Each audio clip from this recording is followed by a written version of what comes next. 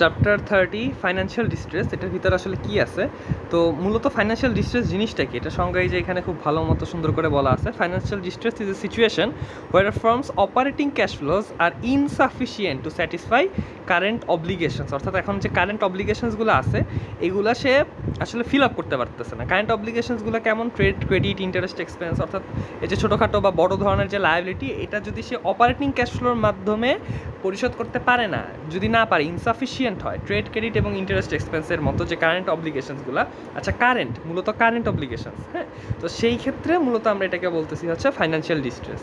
So আসলে financial ডিস্ট্রেসের এখানে কিছু এক্সাম্পল দিছে, মানে এগুলো আসলে হচ্ছে সিমটম, যে আসলে কেমনে বুঝবো যে ফাইন্যান্সিয়াল ডিস্ট্রেসে আছে একটা কোম্পানি। একটা প্ল্যান্ট ক্লোজ করে দিচ্ছে, লস খাইতেছে, লে অফ, চাকরিচ্যুত হইতেছে, সিইও রিজাইন করে চলে যেতেছে, সিইও ভয় পাইতেছে যে এই কোম্পানি তার চালাইতে পারবো না। প্লামাটারিং স্টক প্রাইসেস, মানে ফল করতেছে, স্টক প্রাইস ফল করতেছে, অথবা ডিভিডেন্ড কমিয়ে দিচ্ছে। হ্যাঁ, ডিভিডেন্ড কেন কমিয়ে দিচ্ছে? যে ভাই আমার তো ক্যাশ ফ্লো বাঁচাইতে হবে, তাই না? ক্যাশ ফ্লো বাঁচায় আমার কিছু কারেন্ট যে অব্লিগেশনগুলো আছে সেগুলো ফিল আপ করতে হবে। এগুলো হচ্ছে ফাইন্যান্সিয়াল ডিস্ট্রেস। আচ্ছা, তো এখানে ফাইন্যান্সিয়াল ডিস্ট্রেসটা দুই প্রকার সেটা বলতেছে। একটা হচ্ছে স্টক বেসড ইনসলভেন্সি, একটা হচ্ছে ফ্লো বেসড ইনসলভেন্সি। তো দুইটারই সুন্দর সংজ্ঞা দেওয়া আছে, বাট আমরা যদি এখানে চিত্রের দিকে একটু তাকাই, যে আমার এইটুকু হচ্ছে অ্যাসেট, এই অ্যাসেটের মধ্যে অর্ধেক ডেপ্ট অর্ধেক ইকুইটি, কিন্তু কখনো যদি ডেপ্টটা অ্যাসেটকেও ছাড়ায়া যায়, হ্যাঁ, অর্থাৎ ইকুইটিটা নেগেটিভ অবস্থা চলে যায়, তখন আমরা বলি যে এই ফার্মটা আর কি ইনসলভেন্ট হয়ে গেছে। ইনসলভেন্সির ক্লাসিফিকেশন এটা।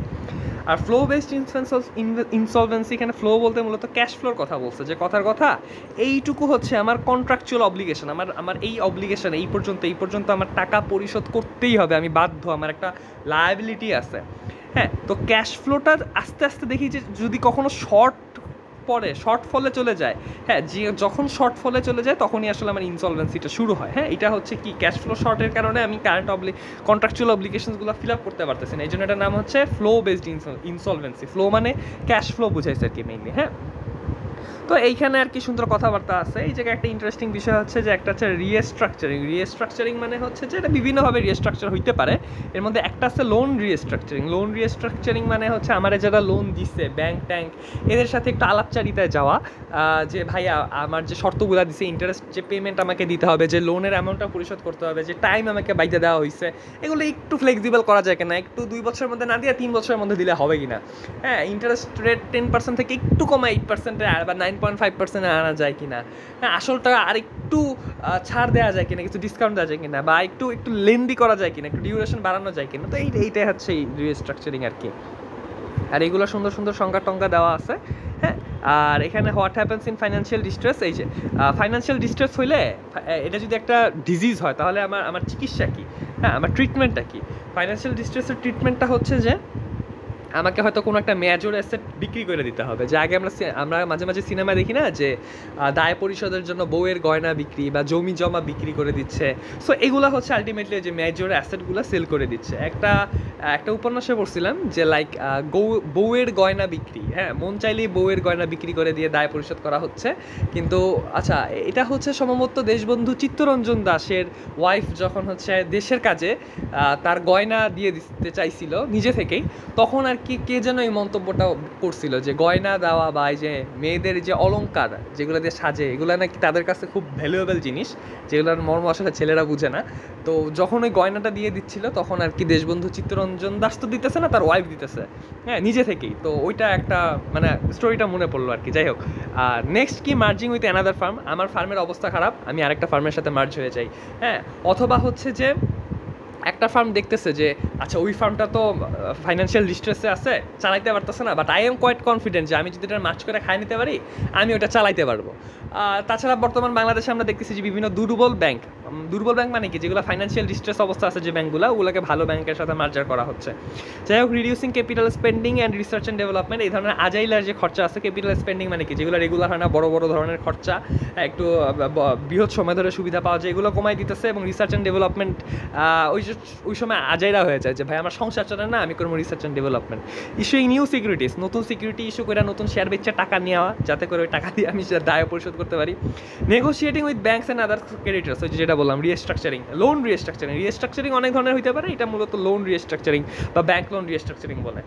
আচ্ছা, এক্সচেঞ্জিং ডেপ্ট ফর ইকুইটি, এটা কথা হচ্ছে যে কথার কথা আমি হচ্ছে বন্ড হোল্ডার একটা কোম্পানির, অ্যান্ড কোম্পানি তো বন্ড হোল্ডার মানে কি, কোম্পানির তো একটা দায় এই বন্ড হোল্ডারে টাকা পরিশোধ করতেই হবে। তো সে এসে হাত পা ধরতেছে যে ভাই আপনি শেয়ার হয়ে যান, আপনি শেয়ার হোল্ডার হয়ে যান, আপনার বন্ডগুলোকে আমরা শেয়ারে রূপান্তর করে ফেলি। এর ফলে কি হবে, যে পাওনাদার হয়ে যাবে মালিক।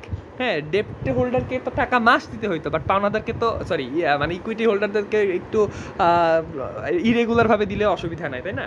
তো এইটা আর কি একটা ভালো স্ট্র্যাটেজি, ভালো লাগছে এটা। আর ফাইলিং ফর ব্যাংক্রাফটসি, এই জিনিসটা মজা। হ্যাঁ, ব্যাংক্রাফটসি আর হচ্ছে ইনসলভেন্সির মধ্যে পার্থক্য কি? ইনসলভেন্সি মানে হচ্ছে যে আমি টাকাটা শোধ করতে পারতাছি না, আমার দায় শোধ করতে পারতাছি না, আমার অ্যাসেট বাইরে গেছে দায়ের চেয়ে, অ্যাসেট কমে গেছে দায়ের চেয়ে। তো এটা হচ্ছে ইনসলভেন্সি বা লোন পরিশোধের বা অব্লিগেশনস পরিশোধের অক্ষমতা। আর ব্যাংক্রাফটসি হচ্ছে একটা লিগাল প্রসিডিউর, যে আমি একটা কোম্পানি, আমি এটা পরিশোধ করতে পারতেছি না, আমি আদালতের কাছে গেলাম, আদালত আমাকে দেউলিয়া ঘোষণা করলো। হ্যাঁ, আমি চাইলে নিজে দেউলিয়া বা ব্যাংক্রাফট ঘোষণা করতে পারি না, আমাকে আদালতের শরণাপন্ন হইতে হবে বা আদালতের ইন্টারফেয়ারেন্সের মাধ্যমে আমাকে ব্যাংক্রাফট ঘোষণা করতে হবে আর কি, ঠিক আছে? তো এটা করলে কিছু অসুবিধা আছে, সুবিধাও আছে, টেক্সটের মধ্যে এখানে লিখে আছে। তো এই আর কি চ্যাপ্টারের মোটামুটি কাহিনী। আর আরেকটা এই 13 চ্যাপ্টার থেকে স্যার সম্ভবত দুইটা সেকশনই পড়াইছে, একটা হচ্ছে 13.1 আর একটা হচ্ছে 13.2।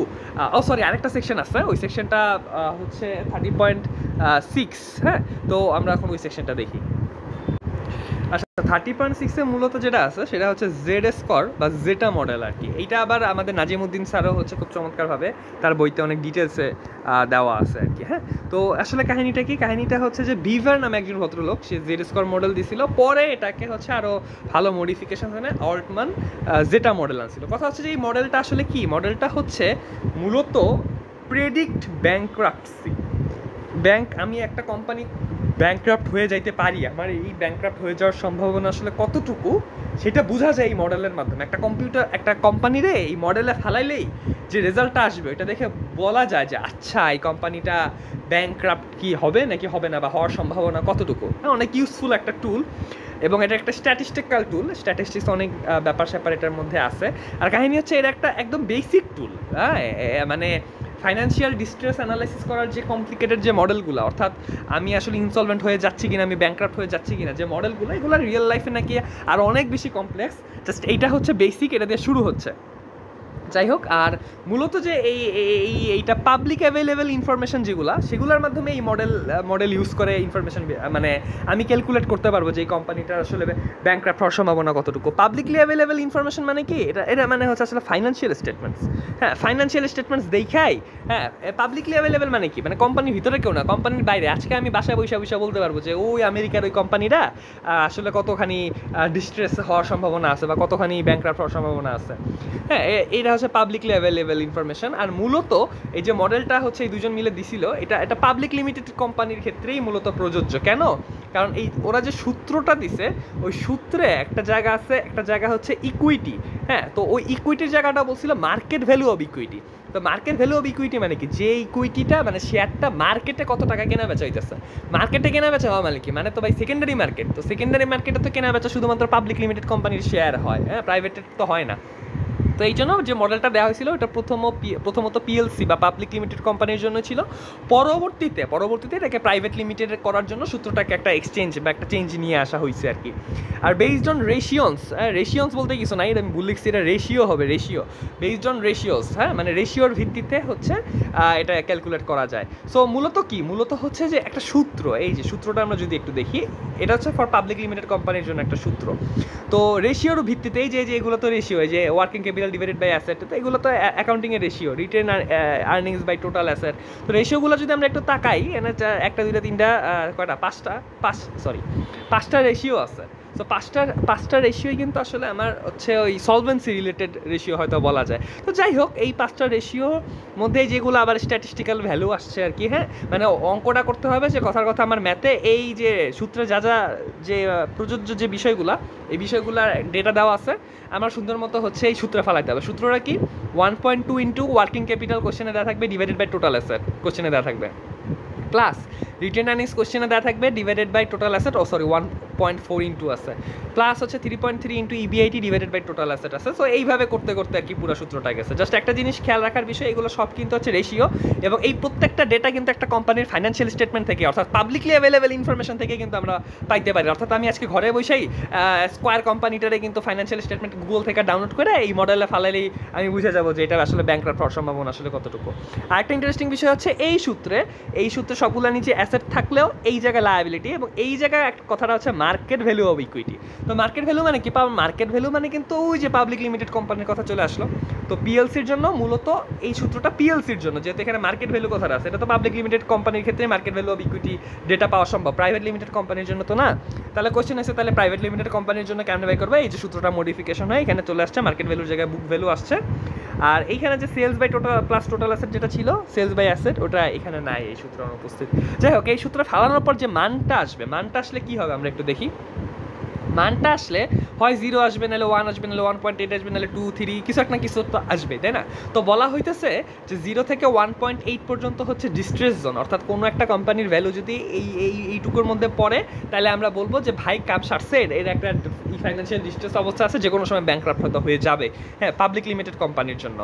আর 1.8 থেকে 3 মধ্যে হইলে একটা মোটামুটি অবস্থা আছে, আর 3 থেকে 4 হইলে খুব ভালো অবস্থা আছে। আর প্রাইভেট লিমিটেডের ক্ষেত্রে জাস্ট মানটা হচ্ছে এখানে 1.8 ছিল, এটা 1.23, এটা 3 ছিল, এটা হয়ে গেছে 2.9, এই আর কি। তো মোটামুটি আমার এই যে নোটটা, এই নোটটা হচ্ছে ইয়াতে পাওয়া যাবে একাডেমিক রিসোর্টে নাজিমুদ্দিন স্যারের যে ফোল্ডারটা আছে, ওইখানকার ম্যাটেরিয়ালস ফোল্ডারে হচ্ছে পাওয়া যাবে। আর মোটামুটি এই মডেলটা মোটামুটি নাজিমুদ্দিন স্যারের জন্য একটি ইম্পর্টেন্ট। আর এই মডেল রিলেটেড রজের বইতে একটা সুন্দর ম্যাথ আছে, যেটা রঞ্জন স্যারের জন্য ইম্পর্টেন্ট, মানে এই মডেল 2 স্যারই পড়াইছে। এটা এক্সাম্পল 30.3-তে, মানে 30.3-এ, হ্যাঁ, এই এক্সাম্পলটা আছে। এক্সাম্পলটা দেখলে মোটামুটি কীভাবে এই মডেল ইউজ করতে হয় সেটা জানা যাবে, এই আর কি। ধন্যবাদ সবাইকে। চ্যাপ্টার 30 শেষ।